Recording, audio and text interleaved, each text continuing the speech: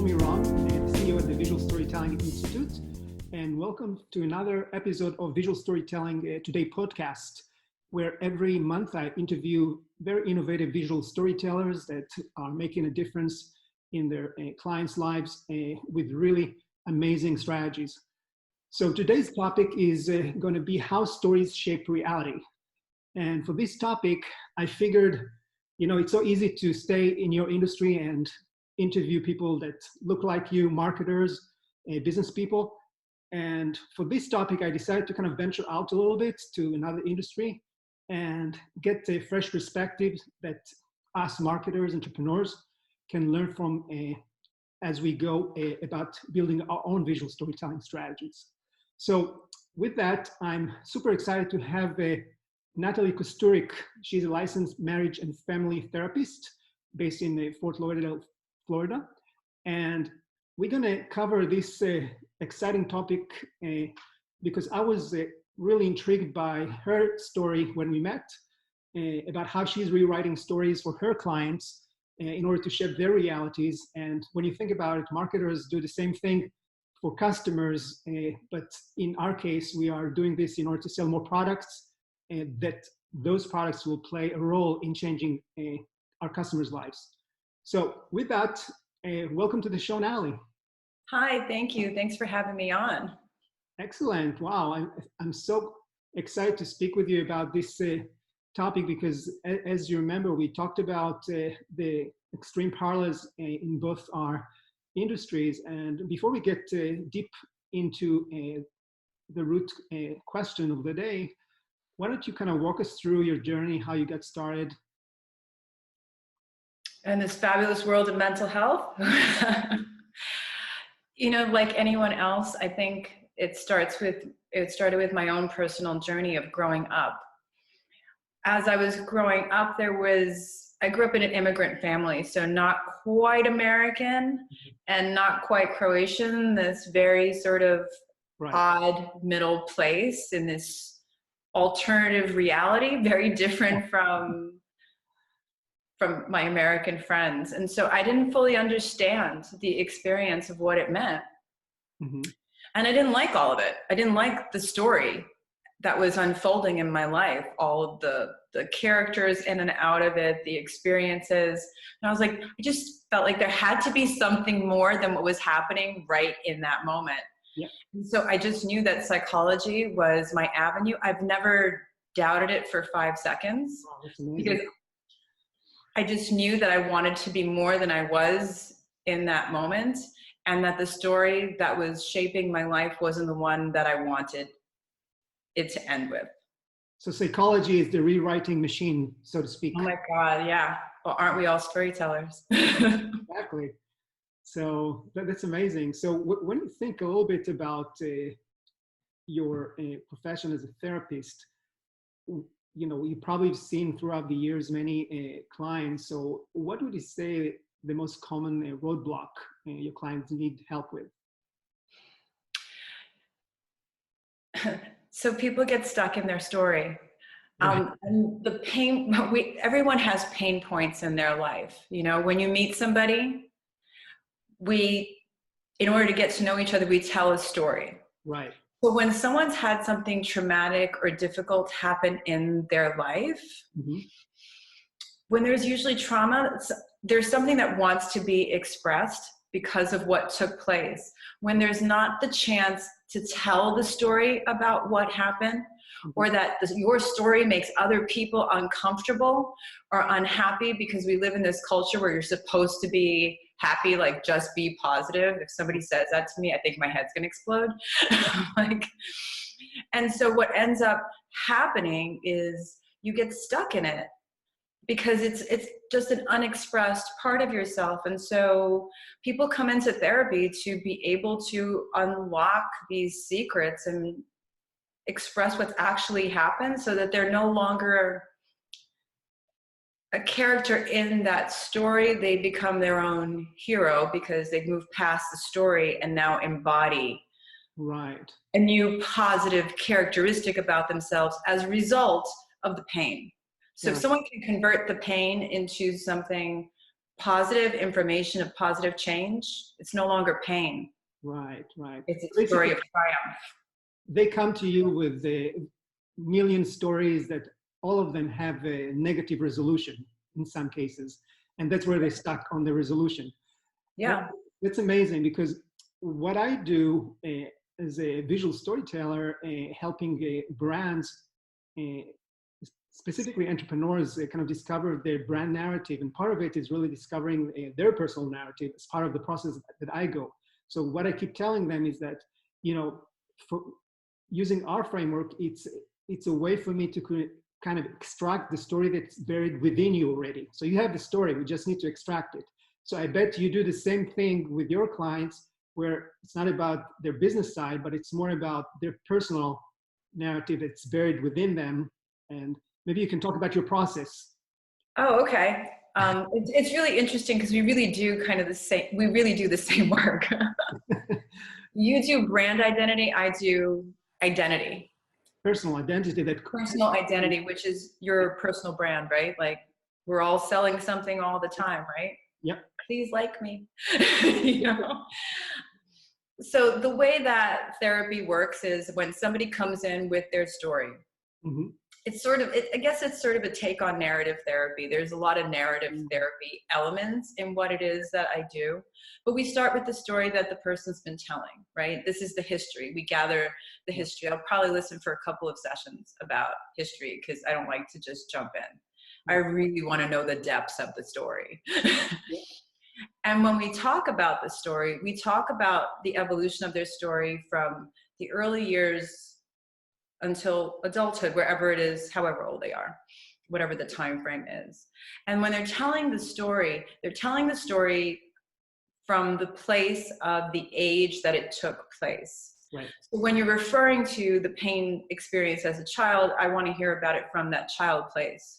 What was that like for you in that space? Because then they can connect to who they were at that time, because it's kind of far away, right? Right, right. So it gives a little bit of a safer perspective. Mm-hmm. And then we move through that story so that we identify what were the pitfalls of the story, what were the roadblocks, how were you, what was not given to you, what was the lack of safety, which is like probably everybody's story. That's an everybody's story, is a desire to be safe. Yeah. And so when we identify what those things are, we can also find out what are the thoughts, the feelings, and the behaviors that have come as a result of those stories.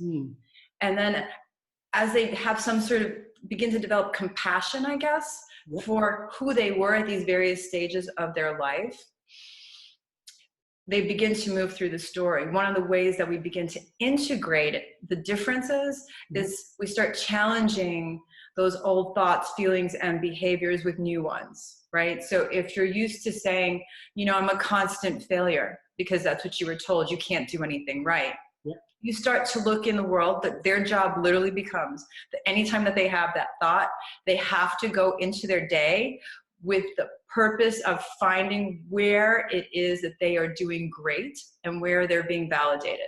I see. And keep track of it. Because what we have to do is we have to counterbalance the old thoughts, feelings, and beliefs and ways of being with new ones. Right. So it's a very challenging approach because people really are resistant to change. It's like, I have all of this proof that I'm this terrible human being who can't be successful.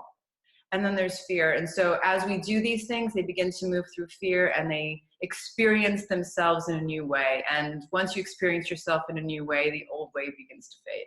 That's very interesting what you're saying, because, in some cases, I bet, this negative story are really hard-coded, very hard in their mind. So in terms of changing the story they're telling themselves,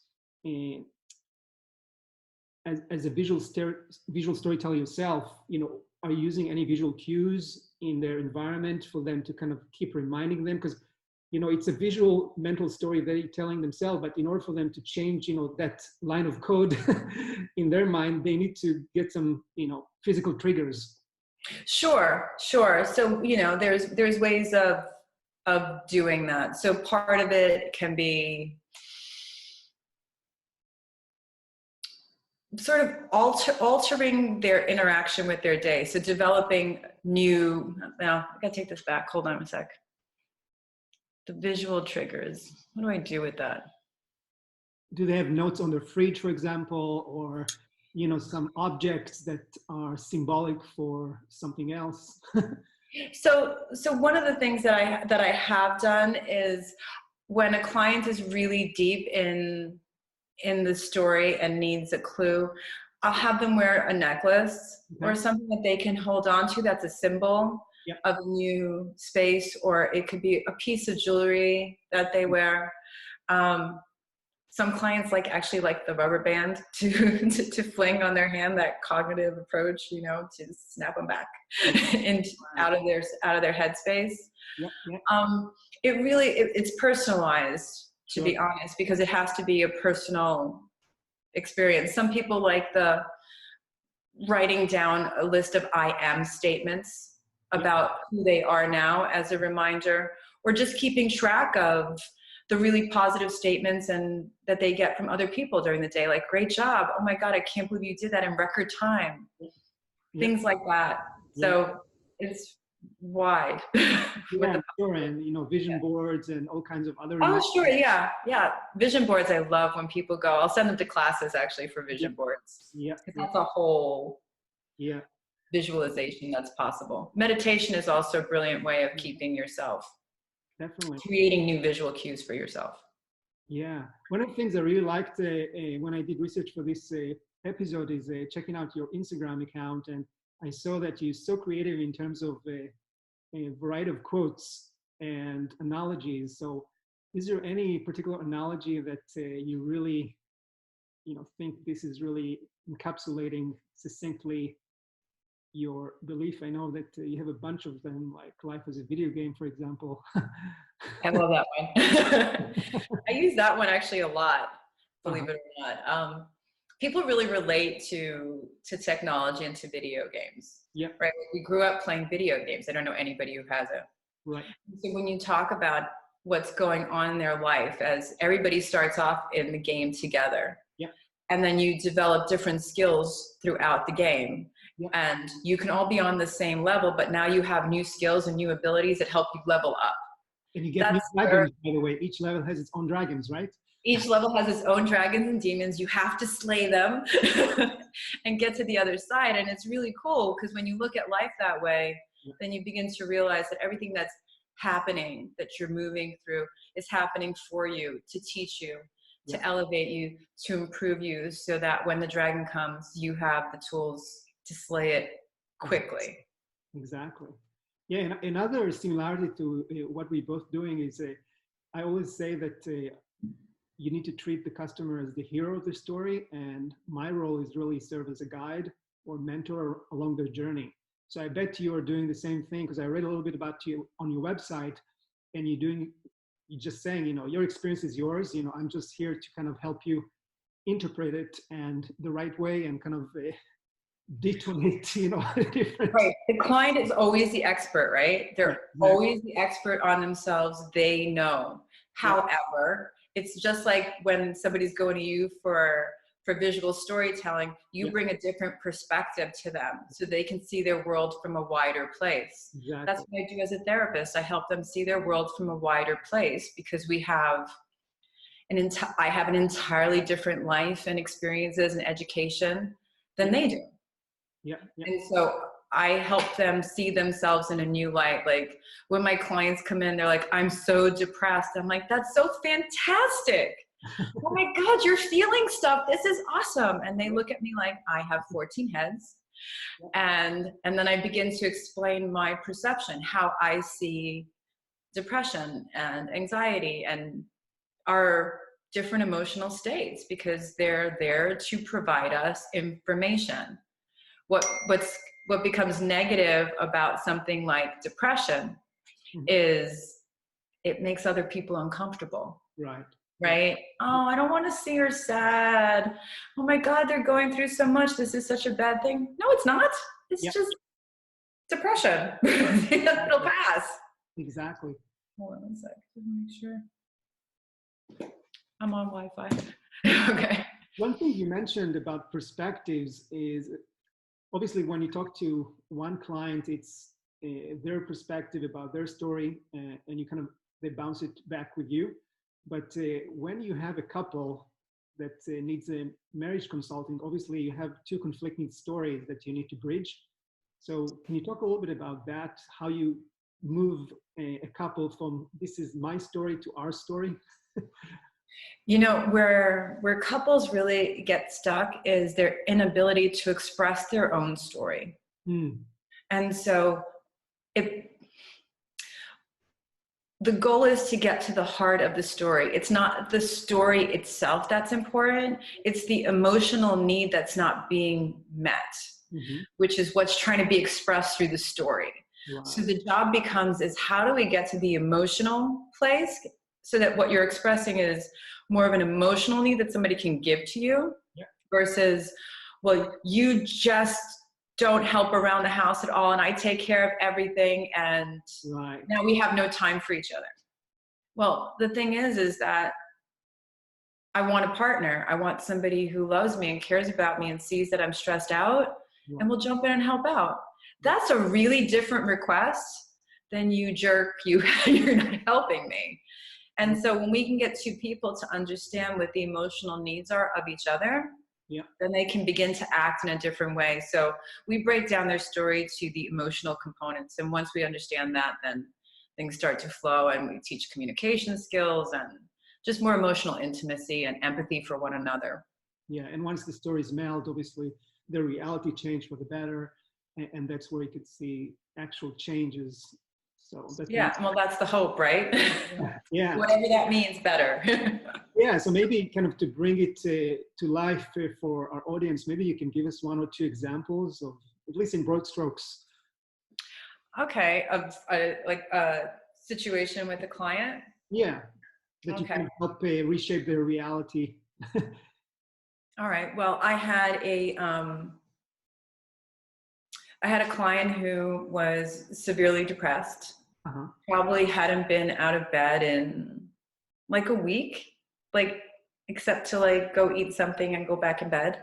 Hadn't showered, had several losses of very, very close people in their life. And we're also going through their own health issues, like really like dealing with cancer and their own cancer treatment. So they were kind of in the space of wanting to give up. Yep. And when we came together, we talked about their story and what had unfolded and the meaning of losing these two very significant women in their life. It happened 1 year apart on the same exact day, which is crazy, right? And so what we did is we talked about the significance of these people, what they brought to her life, what she still carries of them with her. And so we took them from what used to be to what still is, which is her being, who she is, and how they've transformed who she is into someone better, more than she even imagined or was able to recognize because of her own grief. Once she realized that she had actually integrated parts of who these beautiful souls were into herself, it was a different story. Now this wasn't a story of the of death and loss. This was a story of triumph and support and love and progress in her life. And so we literally worked together maybe like 3 months and then she was done. And that's the magic, I think, when we think about stories and how they can reshape reality, when you think about it at the very basic level, it's about really modifying meanings. Yeah. We all carry different meanings that we interpret, those subjective meanings, because these are really the ones that makes a difference in someone's story. So change their meanings to events from the past, to experiences, things that happen to them, then you could start seeing how the story starts changing. So, right, right. And they have to connect to the meaning. The meaning has to be real for them, right? right. Which is why when somebody's like, just be positive, that doesn't work. Yeah, it's got to be believable. Yeah, absolutely. It has to be a meaningful story that connects to who you are authentically. Right, right. So that you own it. And now it's a real part of who you are. Right. So now let's talk about you wearing the business business person hat for a second, because when I did a research for this show, I was coming across an interview that you did where you say this interesting statement: there is this constant balancing act between sharing who you are without crossing a boundary, finding your genuine voice without trying to sell service.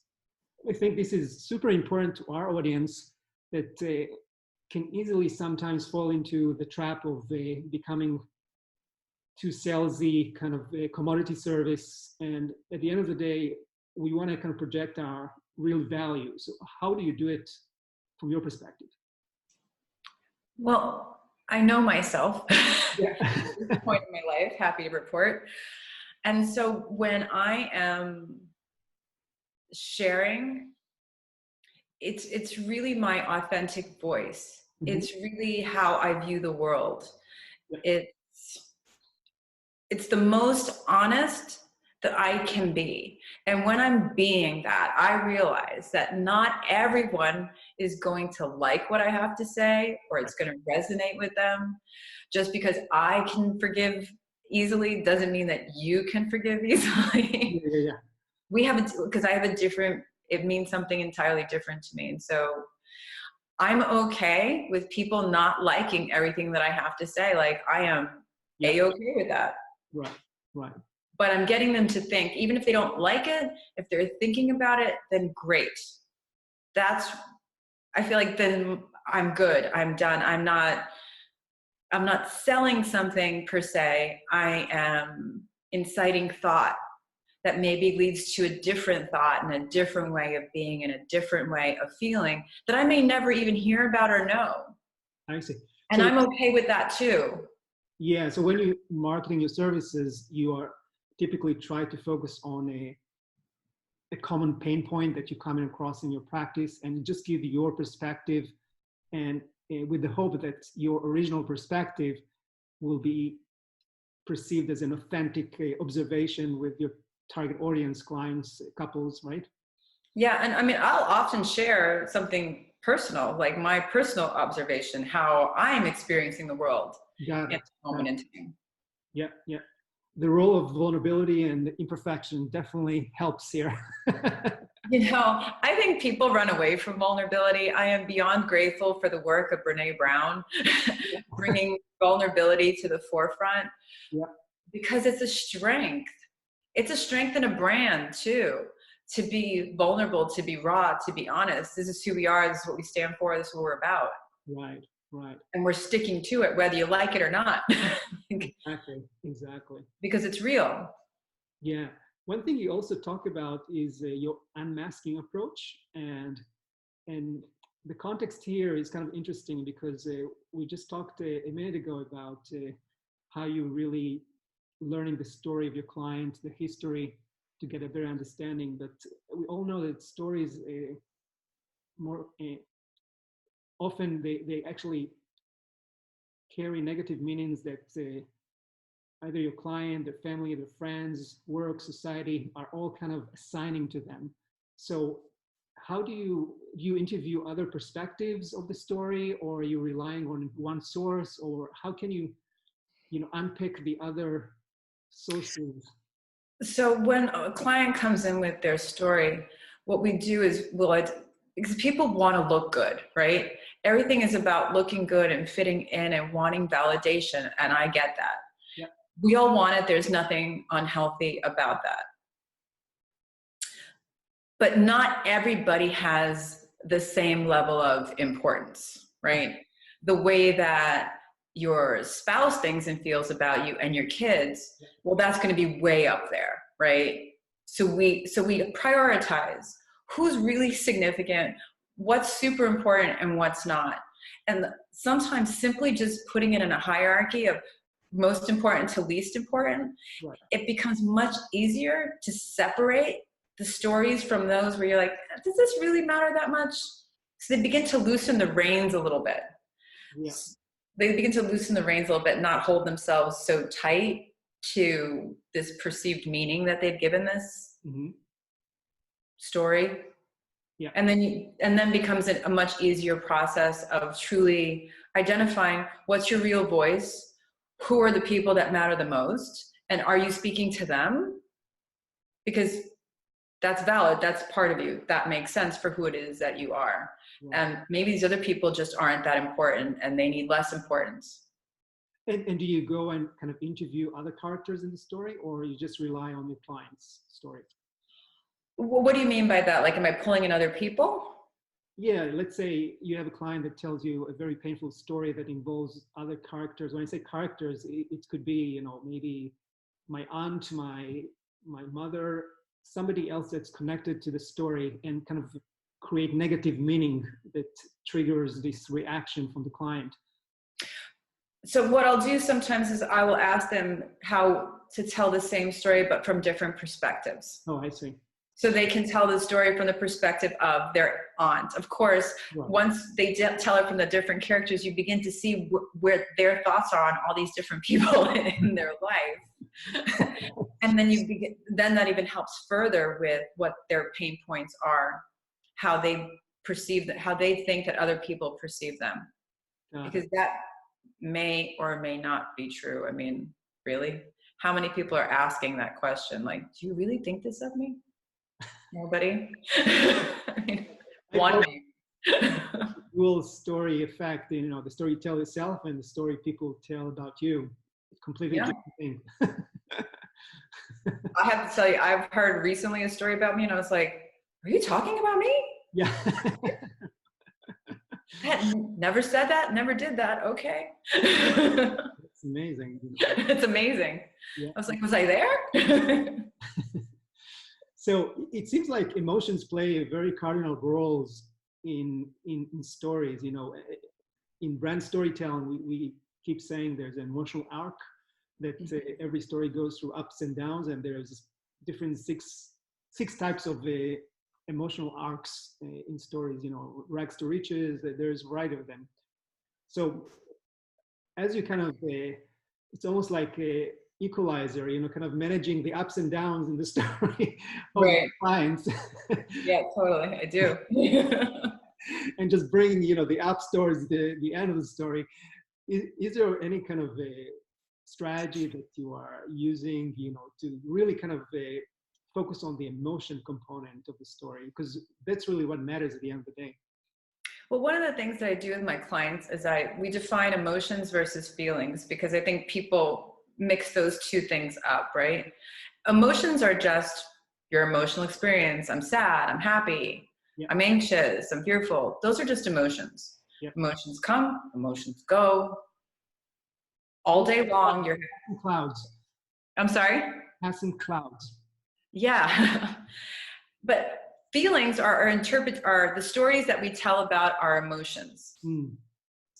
And so we begin to dissect what the difference is, like which part of this is an actual emotional experience and which is your story, your interpretation of this emotional experience. Oh. When you're doing that, that's when you start pulling out the voices, right? The negative self-talk, because those aren't their voices, those are learned voices.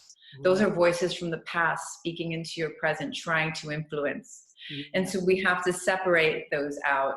And so when there is a distinction between emotion and feeling, there's a lot more clarity that someone can get, because people don't talk about that. No, absolutely. They don't talk about it. So, yeah. That's fascinating. I know we can talk for hours now, but since we're going towards the end now, I want to kind of bring it back to the business context. And obviously, our audience, entrepreneurs, marketers are humans as well, right? So they carry stories to work, and definitely this is something that affect their reality. So what would you say your top 3 tips marketers could take to improve their reality for their customers? Be authentic. I think the hardest thing, even when I'm trying to find a product or a company or that I want to support because it's something I need, just tell the truth. Be real. Like if you're organic, non-GMO, truly be organic and non-GMO.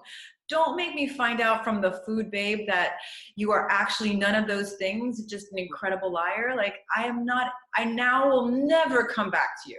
Right. You have officially lost me. I'd rather they be real and truthful and honest. Like that helps so much.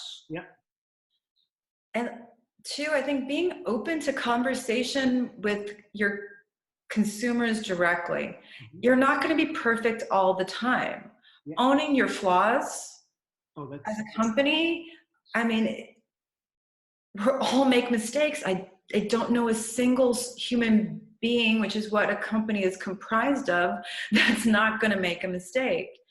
And so own it, do the best that you possibly can. If your customer's really upset, listen. It might not be about you per se, but you're in the line of fire. Right. Like, I'm really sorry that we're part of making your day bad. You'll have an entirely different experience with them.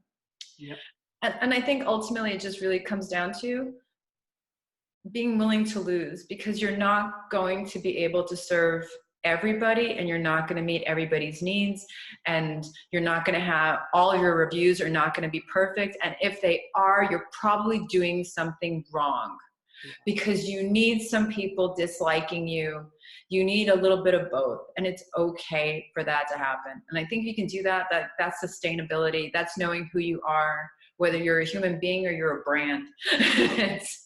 No, absolutely. I mean, I come across these issues every day. So I think you hit on really very important 3 areas that marketer businesses could really address in their daily lives. Absolutely. It's just being real. Yeah. So simple, right? I mean, it's like, when Amazon loses my packages, I just want to know what's going on.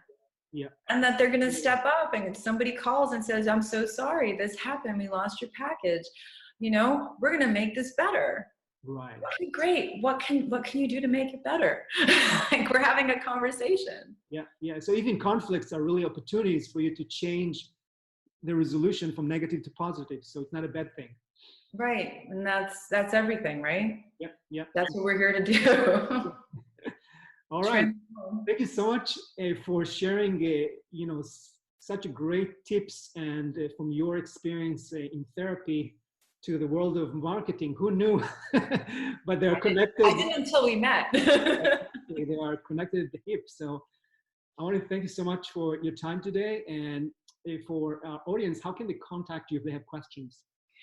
It's probably the easiest to find me on my website, Natalie Kusturic, KUSTURIC.com. And then you have my email and my phone number there. It's awesome. Easy. That's fantastic. Thank you again, Natalie. This has been fascinating. I know I'm going to talk to you some more about all these great topics.